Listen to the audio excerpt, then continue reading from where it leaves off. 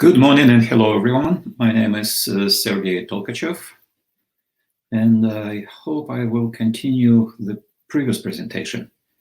And before we are starting, I just, what I missed with a new online presentation, that's your eyes. And usually when I'm in a class and when I'm making a presentation, eyes is extremely important for me at least.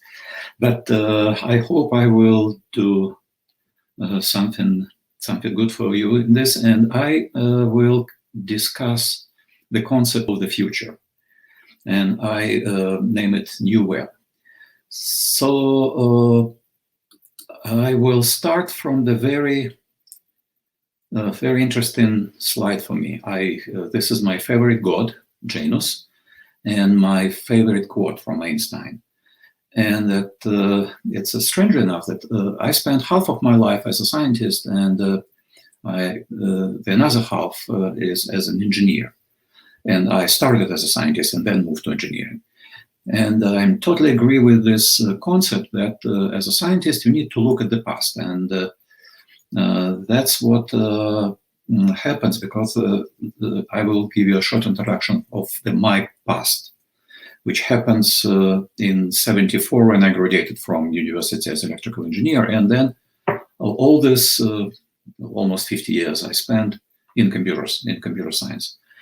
And at my university, that's a group, that's my team in the middle in '86. And then it's a much smaller group of students at the university, at our University of Minnesota. We developed the advanced healthcare system using artificial intelligence, and most of my time I spent in this little office with all these computers around me. I have about 30 computers in my home, and this 50 years allow me to look at the past, at the history of computers, to see the future. So when I started, it was all about mainframe, and mainframe is a monster. And then, of course, in the '80s we get personal computers, then we get clouds, and biggest question: what we expecting for the next 20 years?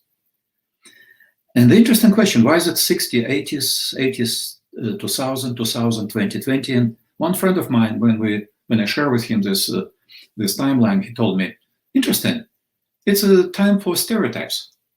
The programmers and developers are usually stay inside this paradigm, like mainframe, for 20 years. And then another generation comes, and another generation comes. A new generation will go and continue development. And that's how it started. When I just bring this picture as funny from my past. So this is my first computers on the very top picture. It's a huge General Electric, and it happens at a car manufacturing factory. This is computers in my university, and that's how we upgrade computers at that time. So we engineers and a lot of mathematicians, of course, use this result.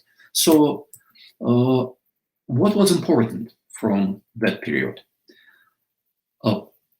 Programmers were mathematicians. It was not many, 10,000 programmers. They were extremely well educated in mathematics, and they solving problems mostly for engineers. So engineers were somebody with with a tie and making something complicated, but mathematicians help engineers to solve the problem. And then, bingo, in 1980, revolution happens. Personal computers come, and that's moved programmers from mathematicians to engineers. And what's interesting, at the same time, most of the users now turn into the ordinary people. So we, as engineer, we develop software for people, but these people still were in a professional job. They worked in offices mostly. Some of them now have home computers, but it was a professional development for ordinary professionals made by engineers. What happened then? Next 20 years, another revolution happens. And I remember very well the time when I was a mainframe engineer, and I don't believe in personal computer at all. I believe that personal computers, it's a joke.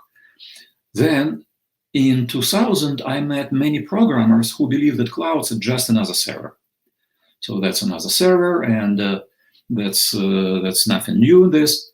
And that's very interesting that when one concept changed with another concept, not many professionals really understand this fundamental change. And if we look to the cloud computers now, it's users now, everybody. That's important. And programmers, we have in 2018 approximately 30 million programmers.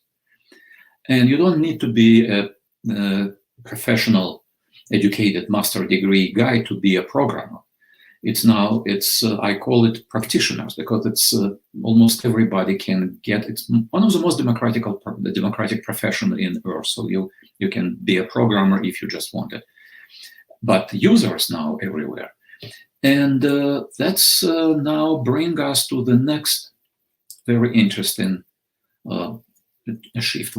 What's fundamentally different? I believe fundamental difference now with appearance of mathematical models. Quote-unquote mathematical model with models. These models now is common and available again to everybody, the same as computers. So you can, and we all participate in training this model through the Siri, Alexa, and that's what this model now again available to everybody. And these models need data, and the data come from so many sources now: self-driving cars, my home, data streaming, and the streaming data create very interesting problem. It's your problem, many of us, know that a self-driving car cannot transfer data for decision making to the cloud. So most of the calculation and computation happens inside the car because there's so much data. And that's lead me to the pool. I asked many people, many ordinary people, how they can use and what these computers are for them. And one of these ordinary people, my wife, so she formulated the problem perfectly simple and nice. She told me, all these computers are just tools for me, and they help me to do something. And when I just hear this and I just try to formulate it, tools. Tools help in something. These three very important words in her statement trigger the whole bunch of systematization, classification in my mind. So if it's tool, it's a simple tool which we use in daily. So like heater, hammer, all these tools come from mechanical engineering, can help us in our daily life. And we just need informational tools. So help means it's improve something. So help means that it will make the one process better comparison with tools than without tools. And something, what is the area of this tools implementation? So when I look at the combination of computing solutions, what we have right now in solution and programmers, so we have mathematicians with algorithms, we have engineers with applications, we have practitioners with services. That's what the current state of the art of computing. And we just need to add models and interconnected ordinary people to this model. So why is that important too? And I'm repeating this ordinary people, because I believe that everybody can program regardless of computers or any tools. When my wife shared with me culinary recipe, and when I program my thermostat and say, turn it the temperature, it's 72 degree for tonight. This is a simple programming. And I'm doing this without any computers, just telling this to Alexa or sharing with another people. So that's what the new generation of programming come in the form of models and automations. So if models would be available for everybody in the form of natural language exchange, natural language communication, and we have perfect internet and web now allow us to connect and interconnect all this, everybody, devices and people. So that's what I believe is the future. So, but before we go into the solution, let's make the problem a little bit more clear. So as a consumer, I can say, I'm looking for a car, I need milk, and probably many people know that I can, the one of the most important sentence people say to Alexa, hey, Alexa, put milk in my shopping list. And that's just a reminder. But what if I will say this to the current browsers? Because I want a product, I want the food, I want a service, I want something. But if I will ask Google, Target, Amazon, Walmart with this simple question, I will get nothing. So this is Amazon, and I say that Amazon, I need a milk. Let's give me a list of milks. It's not implementation of my need. I need a milk, so it's mean I need 3%, 1 gallon, and I need it tomorrow, and I can go and pick it up. Little conversation, and it's turned a simple statement like I need a milk into the complete process.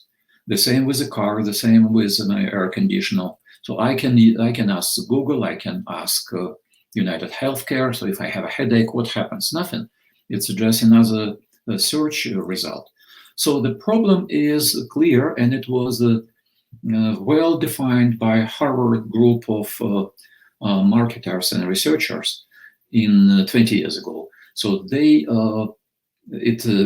Clue Train Manifesto. It's a very interesting book, and I recommend to everybody to read it because it was written about 20 years ago, and it was about conversation.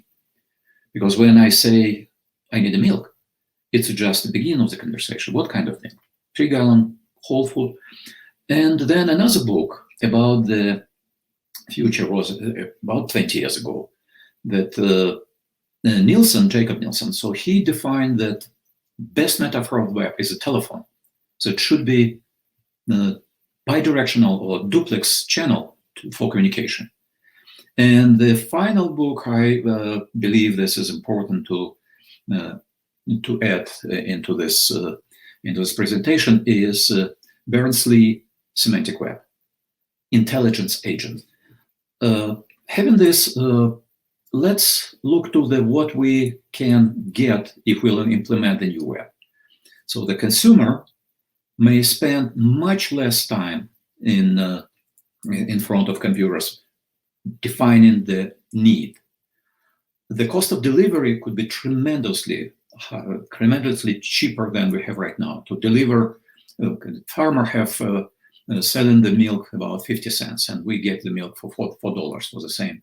Could you imagine $4 and 50 cents could be cut twice at least if farmer can deliver the milk on demand. And of course, cost of production would be much cheaper because from mass production, we can go to the industrial individual production model. So that's economical foundation for the future web. And what I believe that this personal cloud, if it would be soon, it would be connected to the big cloud, we may have a very interesting paired duplex solution for personal assistant talking to the business representative, which is currently named as a chatbot. So that's what foundation for the future web, as I believe, and I call it personal cloud, but it's not my, of course, it's not my term. But personal cloud for me, it's evolution of personal computers clouds into the personal clouds, which allow me to be surrounded by a tremendous amount of computing power around me. It's not in the services. It's in my home. It's in my pocket. It's on my hand. It's my watch. It's my iPhone. And why I put a question mark there? Because if you look to the beginning, the best time for investment is this transition moment. So when in 60, IBM, HP, they turn into the greatest company, then it's come Microsoft and Apple in 80s, and Google and Amazon in 2000. So we are in the front of the very new, interesting moment for the business opportunities. So business is here, could be great as Google, Amazon, Apple, and Microsoft. So that's what my call. I'm scientists and technologists, but business people just need to listen to this moment very carefully. We are in the age of the new era of a new generation of computers. But technically, this new web and a new generation solution would be based on this five, again, it's my estimation, five major components. A human with a personal cloud will have a personal virtual assistant, which will communicate in front of the other services with other virtual representative, business virtual representative. And to build a conversation, we need skills. And skills would be provided by skill factory. And that's not necessarily programmers. Many people can build skill, like culinary recipes, or that's how you can reach that point or another point, or what to do. And all mothers know how they train kids, providing them with very fundamental skills during the growing period. And I'm developing my personal response for that. So I created the simple thing which called interactor. And interactor for me, this is interconnection actor, which act in my behalf. I create this interactor which may collect personal profile and keep it in my pocket. So when it's collecting ideas, my shopping ideas, my health information, then it may provide it through the virtual representative with different providers. So I have these few examples of how I can collect health data, how I can collect the data about, let's assume I arrive into the strange place and I need a cup of soup. And a little conversation about this cup of soup can help me to find the best eatery or bistro where the soup of choice, my soup of choice, would be the perfect choice for me. By the way, I'm using this example as alternative to Apple, where Apple now is introducing the shortcuts. And this is one of the fundamental example Apple introduced as the platform for the future development. That's my personal cloud with my interactor. And technically, what's make it available?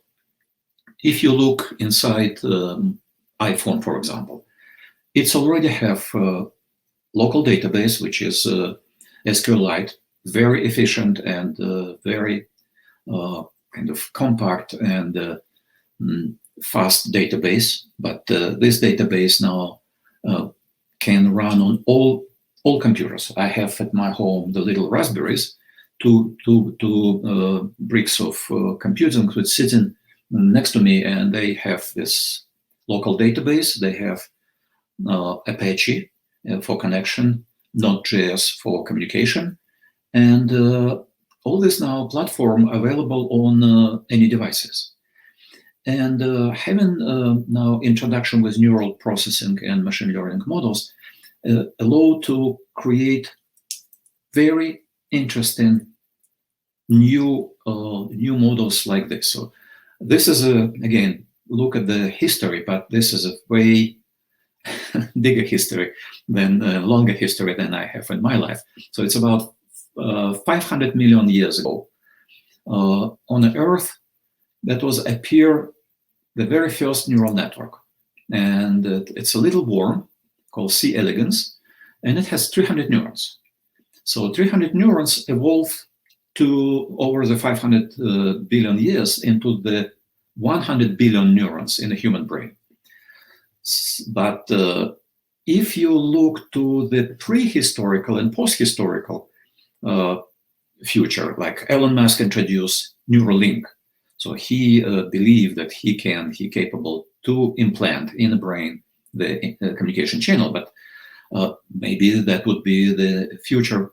I don't like to have implant in my brain, but that neural networks can be connected differently. And now we are having the very interesting silicon technology, which allow us to build at least C elegans and use the C elegans for many other reasons. So I built D elegans neural network model, which is not 300 neurons, but a few thousand neurons. And that's the models which actually talk and can communicate in my device, in my interactor, and ask me questions. And on the here you see the little conversation. That's a neural network very similar to C elegans by connection, but solving the problem for communication. And it's funny enough, but I was able to patent this biological neuron, and having this tree set of neurons, sensors, association, and motor neurons allow to actually to create a almost real biological neural network in silicon. So at the end of my presentation, I just want to mention one big problem. I discussed this problem with Don and Knut years ago, and the problem was what happens to the program I wrote on during my many years of programming in the next 5 years? It's going to the trash. So this is a big program I wrote, let's see, 15 years ago, and it's in the trash. I printed out just to show people what does it mean programming. So programming, it's a hard job. But nobody read this program. Nobody look inside my program. This answer from Donald Knut was brilliant. He told me, music. If you look to the composer's notation, it stays forever. So we can play Bach and Mozart 300 years later when they put this music in notation notes. So one of the goal of the future model is to make programming similar to musical notation and make it additive. So I can add, I can modify, I can actually perform in different variants. I can play the Mozart in orchestra hall, or I can play it at home.